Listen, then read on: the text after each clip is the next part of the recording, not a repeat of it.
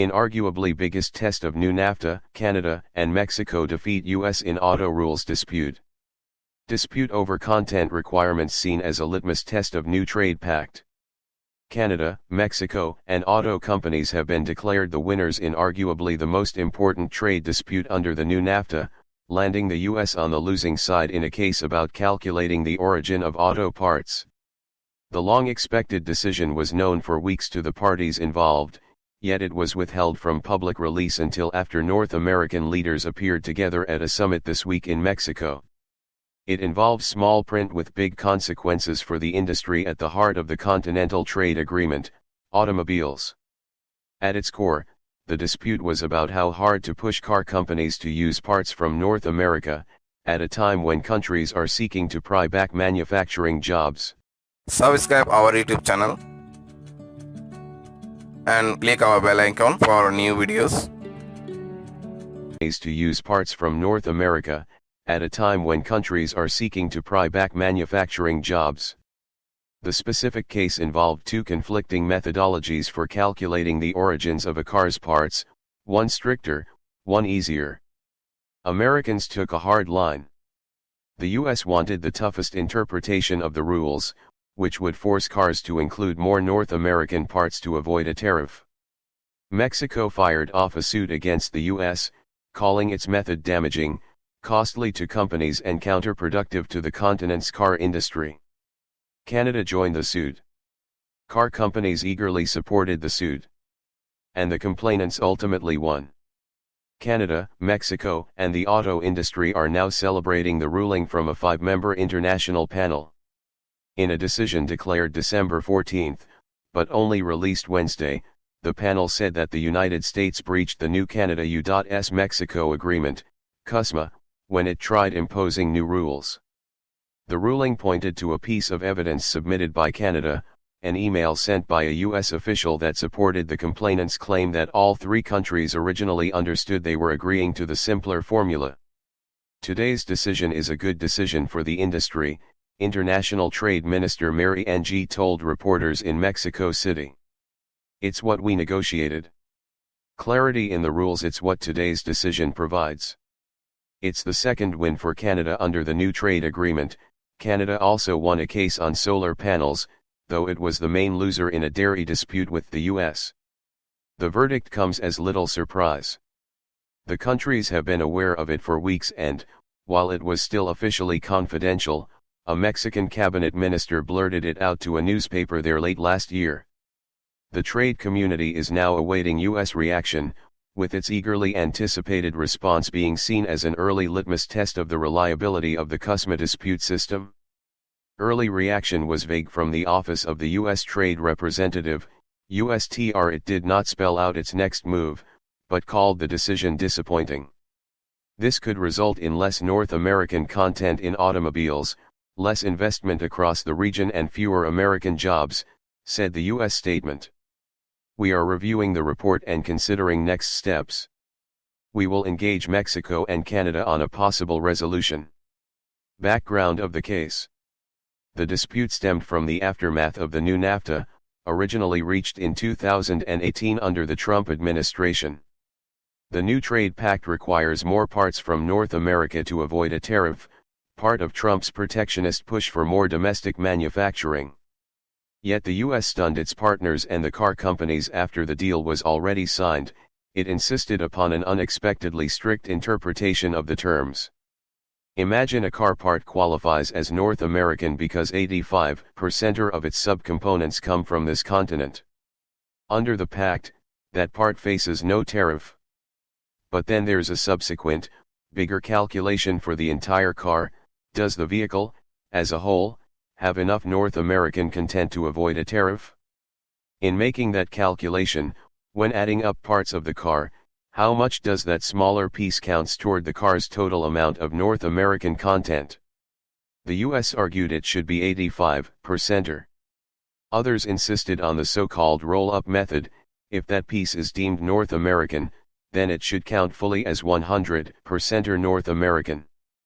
They say they were caught off guard when, long after the deal was signed, the US suddenly insisted on its tougher formula. Mexico's suit complained that this was not part of the agreement and represented an absurdly complicated regulatory burden. It said car companies don't need to be browbeaten into building cars here when they've already invested massively in recent years in new North American production. This development is particularly nonsensical now. Canada, US was trying to sneak in changes. Canada's submission includes correspondence as evidence that the parties were stunned when the US presented this new formula in 2020, after the pact had already taken effect. This reinterpretation came as a surprise to Canada, Mexico, and the entire automotive industry, said the Canadian submission. The Canadian submission also implies the Americans may have been sneakily, belatedly, trying to tilt the deal in their favor. It argues that making trade more complicated benefits manufacturing in the country with the largest domestic market. If it becomes more difficult to ship across borders, the Canadian suit argues, that's an incentive for companies to simply produce in the market with the most customers, in this case, the US. The Americans argued that their formula would help North America's workers versus those overseas. The US submission said the stricter formula would result in significantly more North American content per car, anywhere between 8 and 33%. It said the other country's looser formula means billions of dollars in lost manufacturing opportunities each year on this continent. Group blasts Canada, Mexico case as anti-worker. One American-based group that promotes domestic manufacturing expressed frustration that Mexico and Canada launched this case. Charles Benoit, a Canadian-born trade lawyer with the group Coalition for a Prosperous America, said those two countries sided with multinational companies over workers here. It's disappointing, Benoit said. Mexico and Canada's trade ministries didn't stop to think about their own supply chain producers and workers before bringing this case on behalf of global automakers. He voiced concern that this means more imports from abroad, including from China, undermining efforts to revive manufacturing. But it's complicated.